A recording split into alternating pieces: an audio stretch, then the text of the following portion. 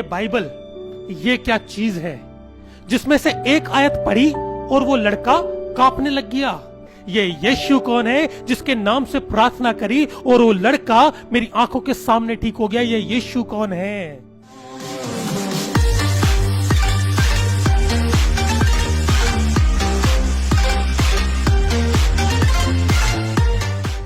मैं शुक्रगुजारी करता हूं हमारे खुदावंद खुदा की कि उसने मुझे मौका दिया एक बार अपनी गवाही को बताने का और बताने का कि यीशु ही खुदा है। यीशु मसीह को जानने से पहले मेरी जिंदगी बहुत बेकार जिंदगी थी। एक बदकार जिंदगी में गुजार रहा था और लड़ाई झगड़ा सिगरेट शराब हर एक बुरी चीज की लत में मैं था। और एक दिन ऐसा हुआ कि मुझे अपनी जरूरतों के लिए पैसे की जरूरत थी, लेकिन मेरे पास पैसे नहीं थे। मेरे पास एक गिटार था और मैंने सोचा कि मैं अपने गिटार को बेच दूंगा और उसके बाद जो भी पैसा आएगा अपने गिटार को बेचने के बाद अपनी सारी जरूरतों को मैं पूरा करूंगा। तो अपना गिटार को बेचने के लिए मैं जगह जगह भटका, किसी ने मेरा गिटार लिया नहीं। फाइनली मुझे एक भाई मिला, इस भाई के बारे में मैं बाद में बताऊंगा आपको। एक भाई मिला, इसने कहा वहां पे चर्च है, वहां चले जाओ, वो लोग आपका गिटार खरीद लेंगे। मैंने कहा ठीक है। तो मैं जब चर्च में पहुंचा तो वहां पे एक पास्टर से मैंने मुलाकात करी और मैंने पास्टर से कहा कि मुझे अपना गिटार बेचना है, क्या आप मेरा गिटार खरीदेंगे? तो पास्टर ने कहा ठीक है राहुल, हम आपका गिटार खरीद लेंगे, लेकिन मेरे पास अभी पैसे नहीं है। एक काम करो, अपना गिटार यहाँ छोड़ जाओ और संडे को हमारे यहाँ पे एक छोटा सा प्रोग्राम होता है, उस प्रोग्राम को भी देख लेना और अपने पैसे भी ले जाना।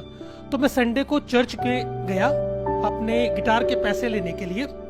तो वहां पे चर्च सर्विस लगी हुई थी और उस चर्च सर्विस के दौरान एक लड़का वहां पर आया अपने परिवार के साथ और उस लड़के की मम्मी ने बोला हम जगह जगह गए, मंदिर गए, मस्जिद गए, गुरुद्वारे गए, लेकिन मेरे बेटे का कुछ हुआ नहीं, क्योंकि उस लड़के के अंदर एक दुष्टात्मा थी, एक बदरू थी, ऐसा उसकी मम्मी ने बताया।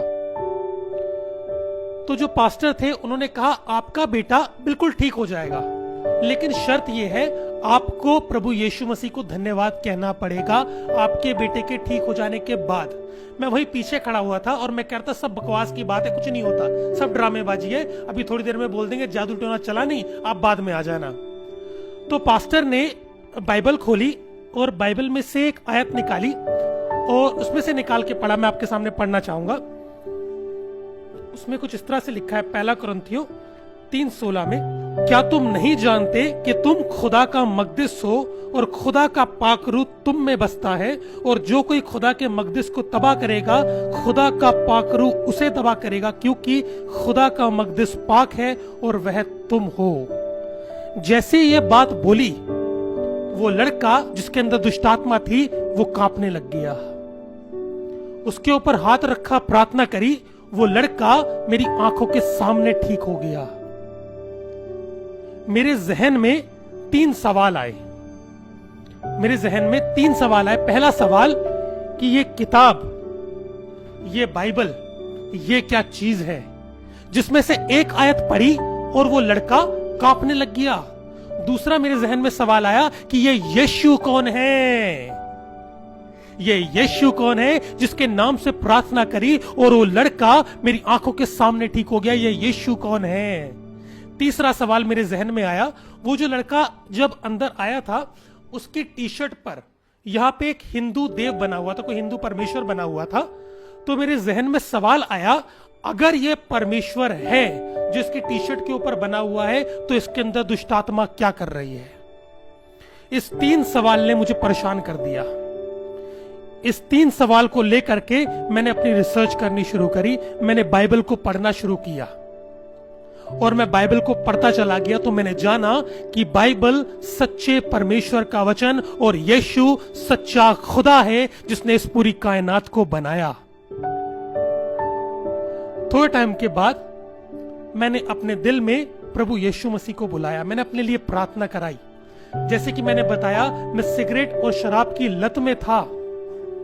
जिस दिन मैंने अपने दिल में यीशु मसीह को बुलाया, जिस दिन मैंने अपने लिए प्रार्थना कराई, उस रात मैंने दोबारा से शराब का गिलास उठाया पीने के लिए, लेकिन मैं शराब पी नहीं पाया, मुझे वहीं पर उल्टी हो गई। उसी रात से मेरी सिगरेट और शराब दोनों छूट गई। आज इस बात को 10 साल से ऊपर हो गया है, मैंने सिगरेट और शराब को दोबारा हाथ नहीं लगाया। मैंने कहा था कि मैं उस लड़के के बारे में बाद में बताऊंगा, जिस लड़के ने मुझे चर्च का रास्ता दिखाया, जिसने मुझे कहा कि वहां चले जाओ, आपका गिटार बिक जाएगा। वो लड़का एक मुसलमान था। जिस लड़के ने मुझे चर्च का रास्ता दिखाया, वो लड़का एक मुसलमान था। और उसके बाद परमेश्वर ने मुझसे बातचीत करी सपने के जरिए और बहुत से अलग अलग चिन्हों के जरिए कि मैंने तुझे कौम के लिए चुना है कि तू जा करके उनको सुसमाचार सुनाए, उनको बशारत इंजील करे।